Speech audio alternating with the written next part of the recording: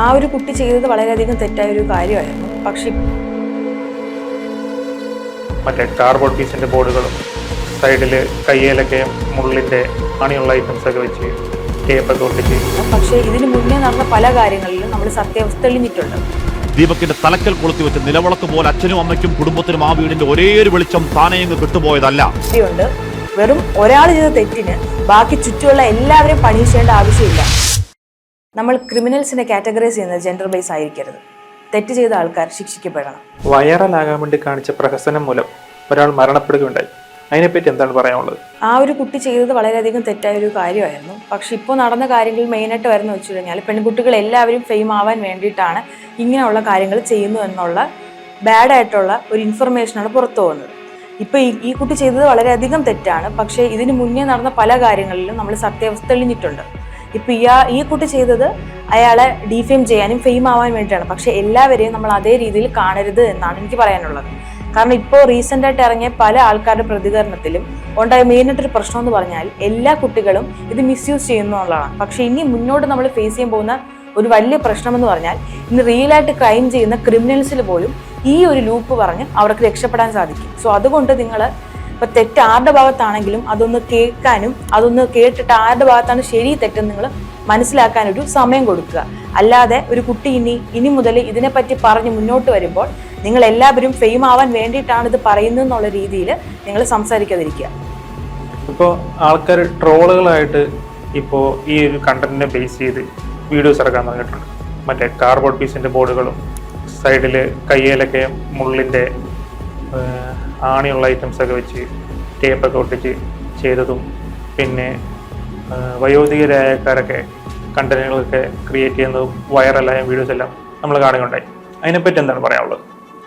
എനിക്കത് ഒരിക്കലും ഒരു അവയർനെസ് വീഡിയോ ആയിട്ട് കാണാനായിട്ട് സാധിക്കില്ല. കാരണം ഈ കഴിഞ്ഞ 2 പ്രാവശ്യം 2 അല്ല ഇതിൽ കൂടുതൽ ഉണ്ടായിട്ടുണ്ടോ നമുക്കറിയില്ല. പക്ഷെ ഉണ്ടായ വീഡിയോ എടുക്കുന്നത് വളരെ മോശമായിട്ടൊരു കാര്യമാണെങ്കിലും ഇതുപോലെ സിമിലർ ആയിട്ട് കുറേ കേസ് ഉണ്ടായിട്ടുള്ളൂ. അതിൽ ന്യായം വന്ന കാര്യങ്ങളും ഉണ്ടായിട്ടുണ്ട്. ഇതിപ്പോൾ ഇങ്ങനത്തെ വീഡിയോസിലൂടെ ആൾക്കാർക്ക് അയച്ചു കൊടുക്കുന്നുണ്ടോ എന്ന പ്രശ്നം എന്ന് വെച്ച് കഴിഞ്ഞാൽ മുന്നോട്ട് പോകുന്ന സമയത്ത് ഒരു ട്രൂ ആയിട്ട് ജെന്യുവൻ ആയിട്ട് ഒരു ഇഷ്യൂ അറിയണം. ഇപ്പോൾ വേറൊരു കുട്ടിക്ക് ഇതുപോലൊരു പ്രശ്നം ഉണ്ടാകുന്ന സമയത്ത് ആ കുട്ടി അഥവാ ഷൂട്ട് ചെയ്യുകയാണ് എങ്കിൽ ആ വ്യക്തിക്കും ഇതേ കാര്യം പറഞ്ഞ് പുറത്ത് പോകാനായിട്ട് സാധിക്കും. എന്ന് വെച്ചാൽ തൻ്റെ ഭാഗത്ത് ഒരു മിസ്റ്റേക്കും ഇല്ലെന്ന്. ഇതിപ്പോൾ ഞാൻ ആ ക്രൈമിനെ ന്യായീകരിക്കാനായിട്ട് പറയുന്നതല്ല.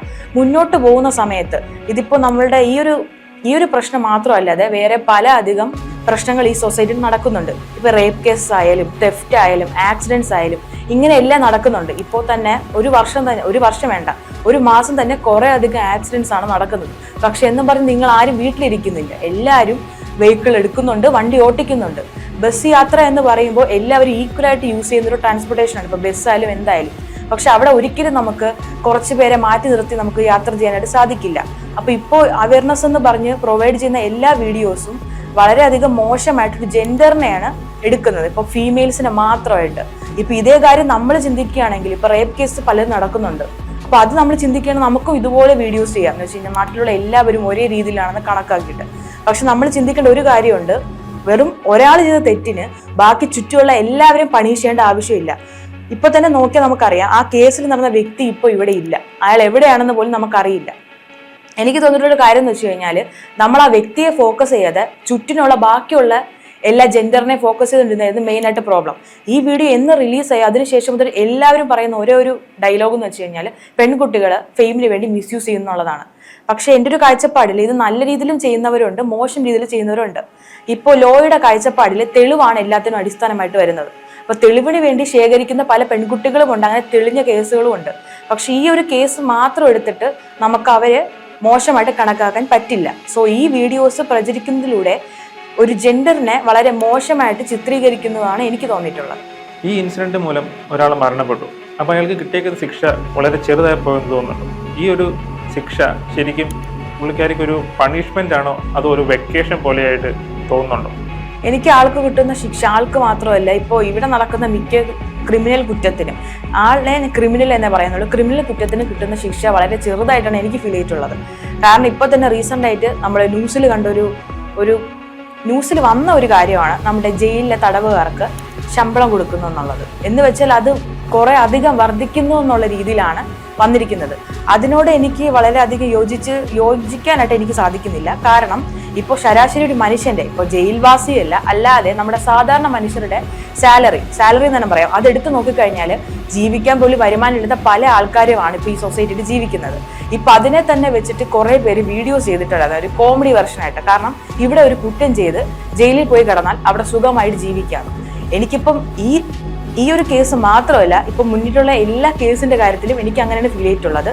ഇപ്പോൾ കിട്ടിയ ശിക്ഷ വളരെ ചെറുതായിട്ട് തോന്നും. കാരണം ഒരാളുടെ ജീവിതമാണ് പോയത്. ഒരാൾ മരിച്ചു കഴിഞ്ഞാൽ നമുക്ക് ഒരിക്കലും ആ വ്യക്തിയുടെ ജീവിതത്തെ ഒരു പൈസ വെച്ചോ ഒന്നും വെച്ചോ നമുക്കതിനെ ഈക്വൽ ആക്കാൻ പറ്റില്ല. ആ കുടുംബത്തിന് നഷ്ടപ്പെട്ടെന്ന് വെച്ച് കഴിഞ്ഞാൽ മോനാണ്, മകൻ മാത്രമല്ലാതെ ഒരു സപ്പോർട്ടറായിരുന്നു ആ വീടിന്റെ മാത്രമായിട്ടുള്ള. പക്ഷെ അയാൾ മരിച്ചിട്ട് അയാൾക്ക് ഒരു പൈസ കൊടുത്തെന്നും പറഞ്ഞ് ഒരിക്കലും അതിന് ഈക്വൽ ആവാൻ പറ്റില്ല. അപ്പോൾ ഇതിനെക്കാട്ടി കടുത്ത ശിക്ഷ തന്നെ ആ കുട്ടിക്ക് കിട്ടണമെന്നാണ് ഞാൻ ആഗ്രഹിക്കുന്നത്.